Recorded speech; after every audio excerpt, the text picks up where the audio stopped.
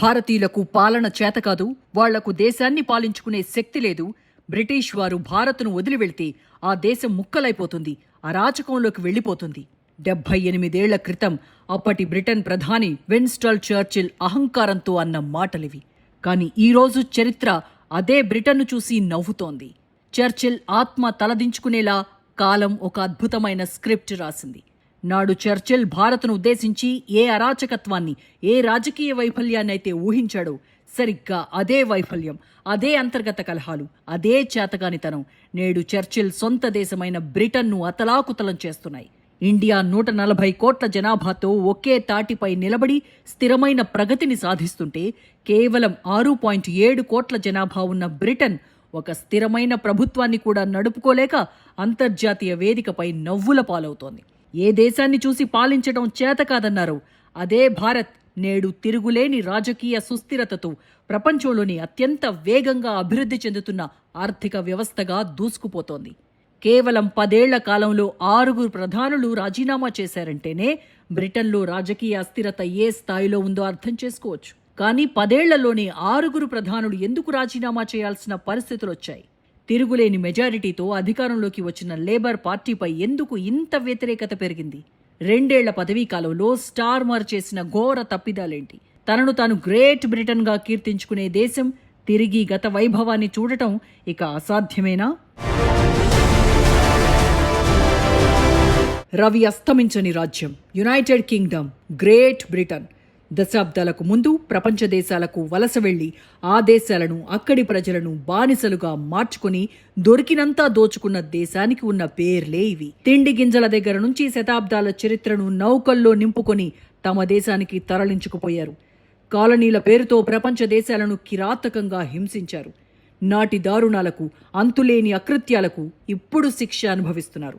గత కొన్నేళ్లుగా బ్రిటన్ ప్రధానుల నివాసం 10 డౌనింగ్ స్ట్రీట్ ఒక మ్యూజికల్ చైర్ ఆటను తలపిస్తోంది. ఒకరు వస్తున్నారు, మరొకరు పోతున్నారు. తాజాగా ప్రధాని స్టార్మర్ రాజీనామాతో బ్రిటన్ రాజకీయం మరోసారి అతలాకుతలమైంది.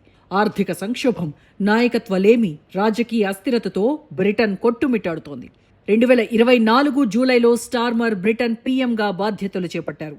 సొంత పార్టీ ఎంపీలు, కేబినెట్ మంత్రుల నుంచి వచ్చిన తీవ్ర ఒత్తిడి, పార్టీ అంతర్గత విభేదాలతో రాజీనామా నిర్ణయం తీసుకున్నారు. కొత్త నాయకుడి ఎన్నిక పూర్తయ్యే వరకు ఆయన తాత్కాలిక ప్రధానిగా కొనసాగుతారు. స్టార్మర్ వారసుడిని ఎన్నుకునేందుకు లేబర్ పార్టీ జాతీయ కార్యనిర్వాహక కమిటీ జూలై 9 నుంచి నామినేషన్లు స్వీకరిస్తుంది. ఈ పరిణామంతో గత 10 ఏళ్లలోనే బ్రిటన్ ఏకంగా 7వ ప్రధానమంత్రిని చూడబోతోంది. ఇక్కడ స్టార్మర్ యూకే ప్రధానిగా ఎందుకు ఫెయిల్ అయ్యాడనేది ప్రశ్న కాదు. బ్రిటన్ పీఎంగా ఫెయిల్ అయింది కూడా అతడొక్కడే కాదు. రేపు అతడి స్థానంలో ఎవరొచ్చినా ఇదే రిపీట్ అవ్వచ్చు కూడా. ఎందుకంటే బ్రిటన్ ఎదుర్కొంటున్న సంక్షోభం రాత్రికి రాత్రి వచ్చింది కాదు. ఇది ఆ దేశ రాజకీయ వ్యవస్థల లోపల దశాబ్దాలుగా పేరుకుపోయిన కుళ్లుకు నిదర్శనం. బ్రిటన్ రాజకీయ సంక్షోభం 2016లో బయటపడింది. అప్పటికే ఆ దేశ రాజకీయ వ్యవస్థలు భ్రష్టు పట్టిపోయాయి. అవి 2016లో బ్రెగ్జిట్ ప్రజాభిప్రాయ సేకరణ తర్వాత రాజకీయ అస్థిరతగా మారాయి. బ్రెగ్జిట్ అంటే బ్రిటిష్ ఎగ్జిట్, యూరోపియన్ యూనియన్ నుండి బ్రిటన్ నిష్క్రమణ అని అర్థం. దీనిపై అభిప్రాయ సేకరణ తర్వాతే బ్రిటన్ కథ మారిపోయింది. అప్పుడు మొదలైన అస్థిరతే నేటికి కొనసాగుతోంది. యూరోపియన్ యూనియన్లో కొనసాగాలని ప్రచారం చేసిన డేవిడ్ కామెరాన్ ప్రజలు బ్రెగ్జిట్కు అనుకూలంగా తీర్పు ఇవ్వడంతో ప్రధానిగా రాజీనామా చేశారు. 2010 నుంచి 2016 వరకు ప్రధానిగా పనిచేసిన కామెరాన్ బ్రెగ్జిట్ ఫలితాల తర్వాత పదవి వీడాల్సి వచ్చింది. ఆ తర్వాత థెరిసా మే బాధ్యతలు చేపట్టారు. ఈయూతో కొత్త ఒప్పందం కుదుర్చుకునేందుకు ఆమె చేసిన ప్రయత్నాలు ఫలితమివ్వలేదు. బ్రెగ్జిట్ ఒప్పందాన్ని బ్రిటన్ పార్లమెంట్ పలుమార్లు తిరస్కరించడంతో థెరిసా మే 2019లో పదవి నుంచి తప్పుకున్నారు. మే తర్వాత బోరిస్ జాన్సన్ ప్రధానిగా బాధ్యతలు చేపట్టారు. బ్రెగ్జిట్ ప్రక్రియను పూర్తి చేసిన లీడర్గా గుర్తింపు పొందినప్పటికీ కరోనా లాక్డౌన్ సమయంలో నిబంధనలను ఉల్లంఘించి పార్టీలు నిర్వహించిన పార్టీ గేట్ వివాదం ఆయన రాజకీయ జీవితాన్ని దెబ్బతీసింది. మంత్రుల వరుస రాజీనామాలతో 2022లో ఆయన కూడా పదవి వీడాల్సొచ్చింది. జాన్సన్ తర్వాత లిజ్ ట్రస్ యూకే ప్రధానిగా బాధ్యతలు చేపట్టారు. కానీ ఆమె ప్రతిపాదించిన పన్ను కోతల ప్రణాళిక మార్కెట్లలో తీవ్ర కలకలం రేపింది. బ్రిటన్ ప్రభుత్వ బాండ్లపై ఒత్తిడి పెరగడంతో పాటు పౌండ్ విలువ పడిపోయింది. దీంతో కేవలం 45 రోజుల్లోనే ఆమె రాజీనామా చేశారు. బ్రిటన్ చరిత్రలో అత్యల్ప కాలం ప్రధానిగా పనిచేసిన నేతగా నిలిచారు. ఆ తర్వాత భారత సంతతి నేత రిషి సునాక్ బాధ్యతలు చేపట్టారు. అధిక ద్రవ్యోల్బణం, జీవన వ్యయ సంక్షోభం, వలసల సమస్యల మధ్య రిషి ప్రభుత్వం పనిచేసింది. యుక్రెయిన్ యుద్ధ ప్రభావం కూడా బ్రిటన్ ఆర్థిక వ్యవస్థపై పడింది. రిషి సునాక్ సంక్షోభాన్ని మేనేజ్ చేయడానికి ప్రయత్నించిన వ్యవస్థాగత లోపాలు ఆయన్ని బలి తీసుకున్నాయి. చివరకు 2024 ఎన్నికల్లో లేబర్ పార్టీ విజయం సాధించడంతో రిషి సునాక్ అధికారాన్ని కోల్పోయారు. తర్వాత ఎన్నో ఆశలతో అధికారంలోకి వచ్చిన స్టార్మర్ కూడా ప్రజల అంచనాలను అందుకోలేకపోయారు. ఆర్థిక వృద్ధి, ద్రవ్యోల్బణం నియంత్రణ, ప్రజాసేవల మెరుగుదల వంటి కీలక అంశాల్లో ఆశించిన ఫలితాలు కనిపించకపోవడంతో ఆయనపై ఒత్తిడి పెరిగింది. ఇటీవల జరిగిన స్థానిక ఎన్నికల్లో లేబర్ పార్టీ ఘోరంగా వెనుకబడటం, ప్రజాదరణ తగ్గిపోవడం, ప్రభుత్వ విధానాలపై అసంతృప్తి పెరగడం స్టార్మర్పై తీవ్రంగా ఒత్తిడిని పెంచాయి. ఆర్థిక విధానాలపై లేబర్ పార్టీలో అంతర్గతంగా విభేదాలు తలెత్తాయి. అమెరికా రాయబారిగా పీటర్ మండల్సన్ నియామకం కూడా వివాదాస్పదమైంది. ఆ పరిణామాలన్నీ కలిసి స్టార్మర్ పదవిని బలహీనపరిచాయి. దీంతో 2 ఏళ్లు కూడా పూర్తి కాకముందే ప్రధాని పదవిని వీడాల్సి వచ్చింది. అయితే ఈ 10 సంవత్సరాల రాజకీయ అస్థిరత వెనుక అసలు కథ వేరే ఉంది. దాని మూలాల్లోకి వెళితే బ్రిటన్కు ఈ పరిస్థితి ఎందుకొచ్చిందో అర్థమవుతుంది. 20వ శతాబ్దం మధ్య వరకు బ్రిటన్ తయారీ రంగంలో అగ్రగామిగా ఉండేది. అయితే కాలక్రమేణా భారీ పరిశ్రమలు క్షీణించాయి. దేశ ఆర్థిక వ్యవస్థ ఎక్కువగా ఫైనాన్స్, బ్యాంకింగ్, సేవల రంగాలపై ఆధారపడిపోయింది. ప్రత్యేకించి లండన్ ప్రపంచ ఆర్థిక కేంద్రంగా ఎదిగింది. కానీ ఈ మార్పు దేశంలోని మిగతా ప్రాంతాలకు సమాన అభివృద్ధిని తీసుకురాలేకపోయింది.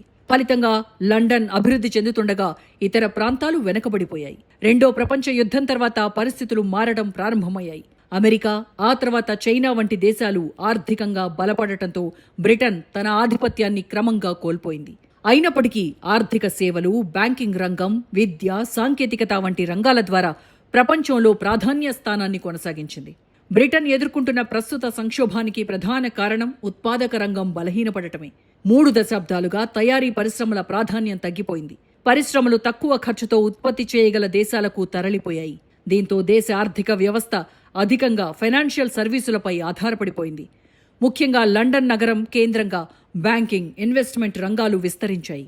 కానీ ఈ రంగాలు దేశవ్యాప్తంగా సమాన అభివృద్ధిని తీసుకురాలేకపోయాయి. లండన్ సంపన్నంగా మారుతుంటే ఇతర ప్రాంతాలు వెనకబడిపోయాయి. 2008 ప్రపంచ ఆర్థిక మాంద్యం పెద్ద దెబ్బగా మారింది. బ్యాంకింగ్ రంగంపై అధికంగా ఆధారపడటంతో ఆర్థిక వ్యవస్థ తీవ్రంగా దెబ్బతింది.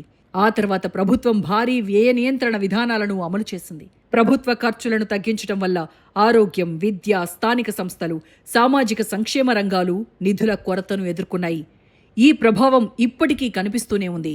ఇంతకు ముందే చెప్పుకున్నట్టుగా 2016లో జరిగిన బ్రెగ్జిట్ ప్రజాభిప్రాయ సేకరణ బ్రిటన్ భవిష్యత్తును పూర్తిగా మార్చేసింది. యూరోపియన్ యూనియన్ నుంచి బయటకు రావాలని తీసుకున్న నిర్ణయం దేశ రాజకీయ, ఆర్థిక వ్యవస్థలపై దీర్ఘకాల ప్రభావం చూపింది.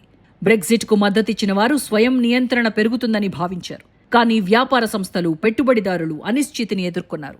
యూరోపియన్ మార్కెట్లతో ఉన్న సులభ వాణిజ్య అవకాశాలు తగ్గాయి. పెట్టుబడుల ప్రవాహం మందగించింది. ఆ తర్వాత బ్రిటన్ ప్రజలకు జీవన వ్యయం శాపమైంది. ఇంధన ధరలు, విద్యుత్ బిల్లులు, ఇళ్ల అద్దెలు, ఆహార ధరలు విపరీతంగా పెరిగాయి. ప్రత్యేకంగా యుక్రెయిన్ రష్యా యుద్ధం తర్వాత ఇంధన సంక్షోభం మరింత తీవ్రమైంది. వేతనాల పెరుగుదల ద్రవ్యోల్బణానికి సరిపోకపోవడంతో ప్రజల కొనుగోలు శక్తి తగ్గింది. ప్రపంచంలో అత్యుత్తమ ఆరోగ్య సేవలలో ఒకటిగా గుర్తింపు పొందిన నేషనల్ హెల్త్ సర్వీస్ కూడా తీవ్ర ఒత్తిడిని ఎదుర్కొంటోంది.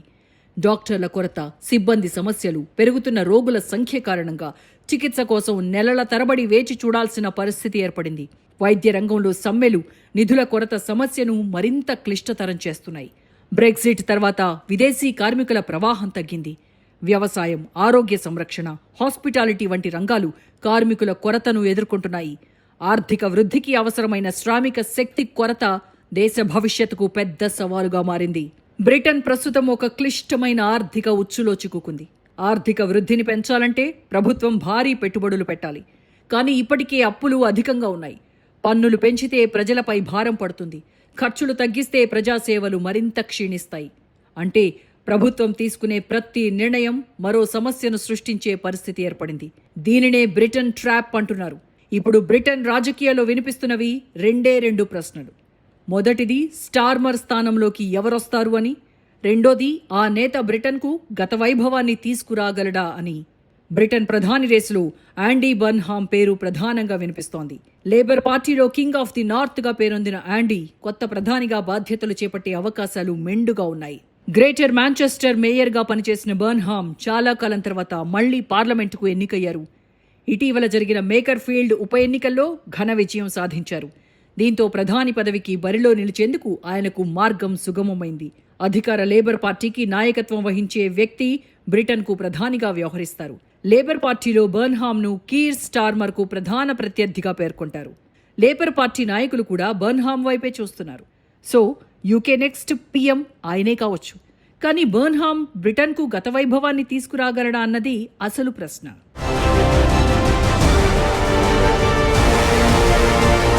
గ్రేటర్ మాంచెస్టర్ మేయర్గా యాండీ బర్న్హామ్ పాలనకు బ్రిటన్ వ్యాప్తంగా పేరొచ్చింది.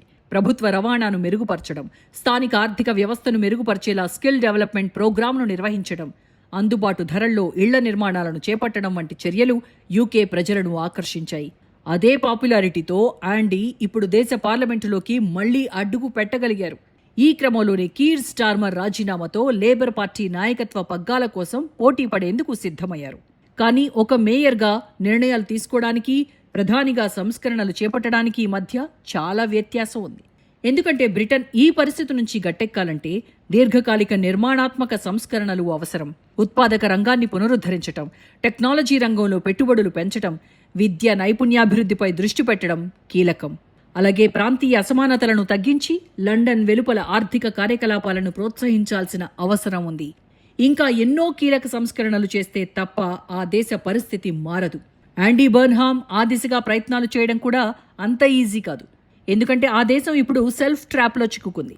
ప్రతి నిర్ణయం మరో సమస్యను సృష్టించే పరిస్థితిలోకి వెళ్ళిపోయింది. సో యాండీ బర్న్హామే కాదు, ఇంకెవరు ప్రధానిగా వచ్చినా బ్రిటన్కు గత వైభవాన్ని తీసుకురావడం అంత ఈజీ కాదు. దీనంతటికీ కారణం తమను తాము గ్రేట్గా గొప్పలు చెప్పుకునే ఆ దేశ పాలకుల చేతకానితనమే. ఇటీవల G7 సమ్మిట్ తర్వాత అమెరికా అధ్యక్షుడు ట్రంప్ ఒక మాట అన్నారు.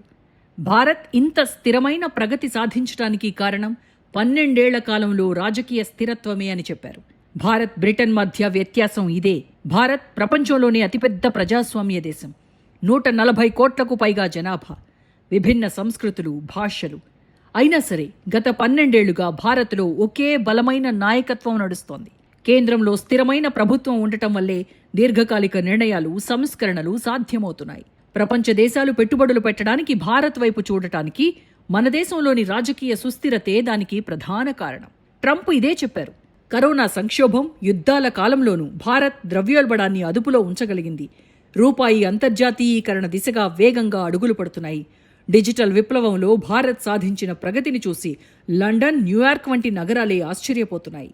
బ్రిటన్ అప్పుల ఊబిలో కూరుకుపోతుంటే భారత్ తన మౌలిక వసతుల కల్పనపై లక్షల కోట్లు పెట్టుబడులు పెడుతోంది. బ్రిటన్లో పాలన మారిన ప్రతిసారి పాత ప్రభుత్వ పథకాలను కొత్త ప్రభుత్వం రద్దు చేస్తూ వస్తోంది. దీనివల్ల ఏ అంతర్జాతీయ సంస్థ కూడా లండన్లో పెట్టుబడులు పెట్టడానికి ధైర్యం చేయడం లేదు. కానీ భారత్లో పాలసీ కంటిన్యూటీ ఉంది. Make in India, PLI schemes, digital India వంటి పథకాలు ఒక విజన్తో సాగుతున్నాయి. అందుకే గ్లోబల్ ఇన్వెస్టర్లకు భారత్ ఒక సేఫ్ హెవెన్లా కనిపిస్తోంది. ఒక దేశం తిరుగులేని శక్తిగా నిలబడాలంటే భౌగోళిక, రాజకీయ వ్యూహాలు కూడా కీలకమే. వాటిలో భారత్ టాప్లో నిలుస్తోంది.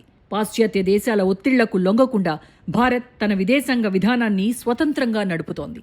రష్యా నుండి చౌకగా ముడి చమురును దిగుమతి చేసుకుని దేశీయంగా ఇంధన ధరలను, ద్రవ్యోల్బణం అదుపులో ఉంచగలిగింది. అదే సమయంలో అమెరికా, యూరప్ దేశాలతో వ్యూహాత్మక భాగస్వామ్యాన్ని కొనసాగిస్తోంది. బ్రిటన్ తన సొంత పొరుగు దేశాలతో గొడవపడి ఒంటరిదైతే భారత్ మాత్రం గ్లోబల్ సౌత్కు వాయిస్గా మారి ప్రపంచాన్ని శాసించే స్థాయికి చేరింది. లండన్ ఇంకా పాతకాలపు బ్యాంకింగ్ సిస్టంతో కొట్టుమిట్టాడుతుంటే భారత్ UPI ద్వారా ప్రపంచంలోనే అతిపెద్ద డిజిటల్ లావాదేవీల సామ్రాజ్యాన్ని సృష్టించింది. సంక్షేమ పథకాల సొమ్ము నేరుగా లబ్ధిదారుల అకౌంట్లోకి వెళ్తుండటంతో అవినీతి తగ్గి దేశ సంపద వృధా కాకుండా కాపాడబడుతోంది. అందుకే అంటారు, కాలం ఎవ్వరినీ వదిలిపెట్టదని. నాటి బ్రిటిష్ పాలకులు భారతీయులను బానిసలుగా చూశారు, మన సంపదను దోచుకెళ్లారు. చివరికి వెళ్తూ వెళ్తూ మనకు పాలన చేతకాదని శాపనార్థాలు పెట్టారు. కానీ 78 ఏళ్ల తర్వాత అదే భారత్ ప్రజాస్వామ్యానికి, రాజకీయ సుస్థిరతకు ఒక రోల్ మోడల్గా నిలిచింది. బ్రిటన్ రాజకీయ సంక్షోభం ప్రపంచ దేశాలకు ఒకే ఒక పాఠం నేర్పుతోంది. నాయకత్వంలో స్పష్టత, రాజకీయాల్లో సుస్థిరత లేకపోతే ఎంతటి అగ్రరాజ్యమైనా సరే నేలమట్టం కావడానికి ఎంతో సమయం పట్టదు. ఒక్కటి మాత్రం స్పష్టం, భారతీయులకు పరిపాలన చేతకాదని ఎగతాళి చేసిన విన్స్టన్ చర్చిల్ వంటి నేతలు బ్రిటన్ భావితరాలకు నాయకులను తయారు చేసి ఇవ్వడంలో ఘోరంగా విఫలమయ్యారు.